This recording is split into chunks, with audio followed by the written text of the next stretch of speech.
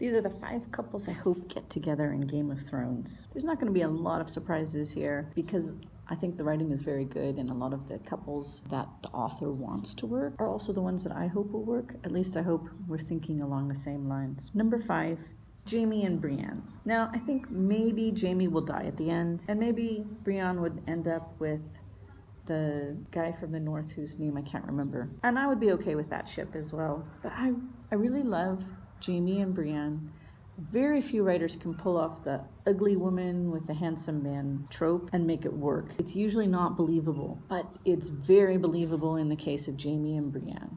It really is a believable relationship. It's a much deeper and better and healthier relationship for Jaime than the other one. And it's a fantastic relationship for Brienne too. They really have so much in common, and it's a beautiful couple. I love it, and I would love to see them get together. I fear Jaime may just die tragically, probably poisoned by Cersei or something, but who knows. Number 4, Aria and Gendry. I think this romance was foreshadowed early on in the story when Aria and Gendry were still young. Thought it was done in a very tasteful way, especially considering we're talking about Game of Thrones. And I love the trope of childhood friends to adults who grow up and fall in love. I love that trope, and I've seen it happen in real life, so it's a real thing. It can really happen, and I think it's actually a great foundation for a relationship. If you can be friends first, and then you're friends as children, so of course you're not going to be realizing that it's a love until you're older. I think that's a great relationship. Arya's whole life has been dedicated to death up until this point. Death and revenge. And it's a fantastic storyline, but it's kind of sad for her. So it would be nice to see her connect with a more life-affirming part of herself and to rebuild a family despite her loss. What is she going to do after she finishes killing off all the people on her list? We've already seen that she doesn't really want to be an assassin just for the sake of taking money to kill people. That's not what she's about. There's still a core part of her that's very good, and I think that's also why we cheer her on so much when she does take her completely justified revenge kills. But it would also be great to see her grow beyond that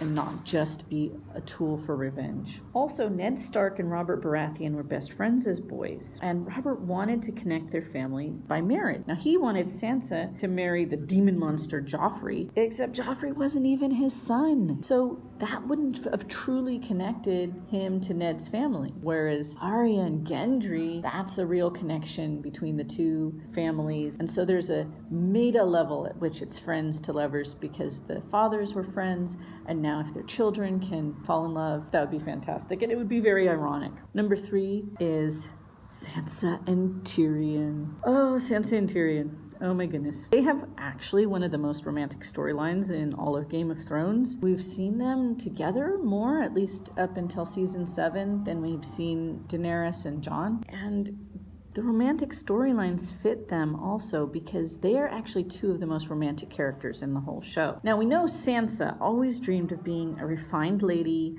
living in a bustling city with beautiful dresses and elegant furnishings. But Tyrion is also a complete hopeless fool for love. He yearns secretly, because he would be too embarrassed to admit this, but he yearns to be a knight in shining armor like his brother Jaime. He yearns to be the one who can sweep a lady off her feet, to protect her, to shower her with fine things. Because let's face it, Tyrion also enjoys the finer things in life. He likes good wine, he loves beauty, he loves to live in the city. He likes that highfalutin lifestyle just like Sansa does, so they're a very good fit in that area. But he's never going to be the knight in shining armor. Even if he and Sansa were not from enemy families, he probably wouldn't have had a chance with her because of who he is and because of what he is. And he knows that, and that's what makes it so hopeless and so romantic, because he loves her, he thinks she's beautiful, he admires her. Especially in the books, you can see how much he admires her, not just that he protects her and is honorable to her, but he also admires the skills that she brings because she is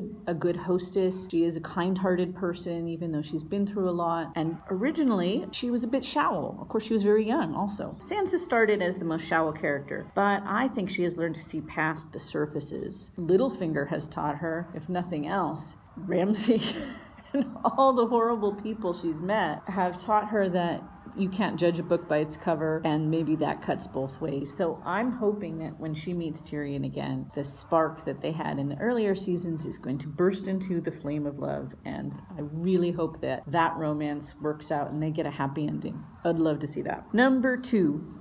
Jon and Dany. I love stories that follow a co-equal hero and heroine fall in love and get married by the end of the story. And bonus points if they also have a baby. Most of my stories follow this pattern because I love it. I love it. I love it. It's the marriage of the sun and moon archetype. Two equal and opposite forces from completely different worlds come together and create something new. And that's why having a baby, by the way, is not superfluous. It's actually a critical part of the archetype. It's not always included, but I think it's fantastic when it is. So why do I put this couple at number 5? Oh, because his father is her brother, she's his aunt. I don't like that aspect, and I'm never going to like that aspect. The number 1 ship that I would like to see for Game of Thrones is dragon plus dragon. All right, I know the dragons are all named after Daenerys' brothers, but does she really know how to sex a dragon? She can ride a dragon, but has she really? I don't know what the details of are, how you figure that out. I don't even know how to sex a chicken, never mind a dragon. Even if they are all boy dragons, it worked in Jurassic Park. Life finds a way. So I'm hoping that the 2 remaining living dragons, at least one of them turns out to be egg-bearing